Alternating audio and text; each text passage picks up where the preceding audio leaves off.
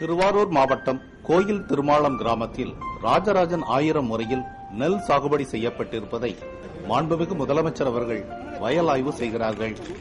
தற்போது ராஜராஜன் 1000 சாகுபடி முறை தமிழகத்தின் பெரும்பாலான விவசாயிகளால் கடைபிடிக்கப்பட்டு வருகிறது. தமிழ்நாட்டின் முதன்மையான உணவுப் பயிர் நெல். நமது மாநிலத்தில் ஆண்டுதோறும் 21 லட்சம் ஹெக்டேர் நிலப்பரப்பில் நெல் சாகுபடி செய்யப்படுகிறது. சராசரியாக ஹெக்டருக்கு 3.5 டன் என்ற அளவில் தற்போதைய நெல் விளைச்சல் உள்ளது. நெல் விளைச்சலை மடங்குகளில் அதிகரிக்க உதவும் மிகச்சிறந்த தொழில்நுட்பம்தான் ராஜராஜன் 1000 நெல் சாகுபடி முறை. நான் ஒரு 2 ஏக்கருக்கு செஞ்சேன் சார். எனக்கு வழக்கமான ஈல்டை விட ஒரு 15 மூட்டைக்கு மேலே எக்ஸ்ட்ரா கிடைச்சது. சதுர நடவு கயிறு கட்டி சதுரமாக நட்டோம். அதில் நட்டு நீர் அளவாக பாய்ச்சி களைக்கருவி மூலியமாக களை எடுத்து வந்ததில் தூர் நிறையா வந்தது. மகசூலும் இப்போ அறுக்கும்போது முதல்லலாம் 2.5 டன்னிலிருந்து 2.25 டன் தான் எனக்கு கிடைச்சிட்டு இருந்தது. இப்போ ஒரு 4.5 டன்னுக்கு மேலே வருது. ராஜராஜன் 1000 நெல் சாகுபடி முறை தமிழகம் முழுவதும் விரைந்து பரவிட தமிழக முதல்வர் அவர்களின் வழிகாட்டுதலில் உயர்வான இலக்குகள் வகுக்கப்பட்டு பணிகள் துரிதப்படுத்தப்பட்டுள்ளன. இந்த நெல் சாகுபடி செய்த ஒரு விவசாயி நாங்கள் விவசாயத்தையே விட்டு விடலாம், எங்களுக்கு ஒன்றும் போதிய வருமானம் இல்லை, லாபம் இல்லை, பெருத்த நட்டம் ஏற்படுகிறது என்று இருந்த நிலையில் இந்த முறையை எங்களுக்கு அறிமுகப்படுத்தியதனுடைய விளைவாக நாங்கள் விவசாயிகள் வாழ முடியும் என்று எங்களுக்கு நம்பிக்கை ஏற்பட்டு விட்டது. எங்களுக்கு நஷ்டம் ஏற்படாது. இனிமேல் இந்த உற்பத்தியில் நாங்கள் மூலம் நல்ல பயனை பெறுவோம் என்று அந்த மகிழ்ச்சியான செய்தியை தான் வெளிப்படுத்தினார். 1 ஏக்கர் நடவு வயலுக்கு 3 கிலோ நெல் விதை போதுமானது. ஏக்கருக்கு 1 சென்ட் என்ற அளவில் மேட்டுப்பாத்தி அமைத்து நாற்றங்கால் தயார் செய்யப்படுகிறது. 1 சென்ட் நாத்தாங்கல்ல பராமரிக்கிறது நீர் தேவையும் குறைவா இருக்கும், பராமரிப்பு செலவும் குறைவா இருக்கும். மற்ற முறைகள் பாத்தி அமைக்கிறதுலாம் அது வழக்கமான முறை மாதிரி தாங்க. இதில் என்ன பண்ணணும்னு கேட்டிங்கன்னா, வழக்கமான முறையில் பாத்தி அமைச்சிட்டு மேலே ஒரு பாலித்தீன் ஷீட்டு நம்ம விரிக்கணும்.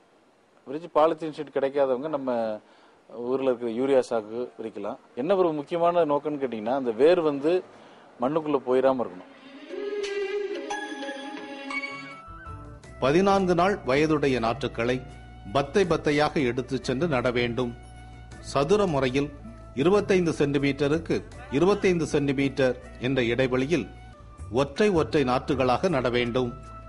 கயிறு கட்டியும் நடலாம். அடையாளமிடும் கருவியை நடவு வயலில் உருட்டிச் சென்றும் நடலாம்.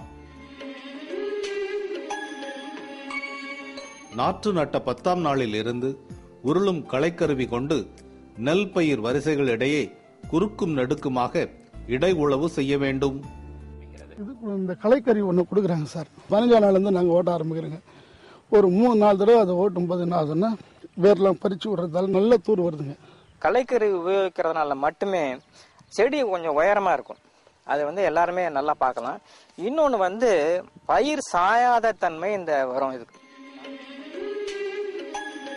நெல் பயிரை சதா சர்வகாலமும் தண்ணீரில் மிதக்கவிட வேண்டும் என்ற பழைய கண்ணோட்டத்தை தகர்த்து எறிந்துள்ளது ராஜராஜன் 1000 நெல் சாகுபடி முறை.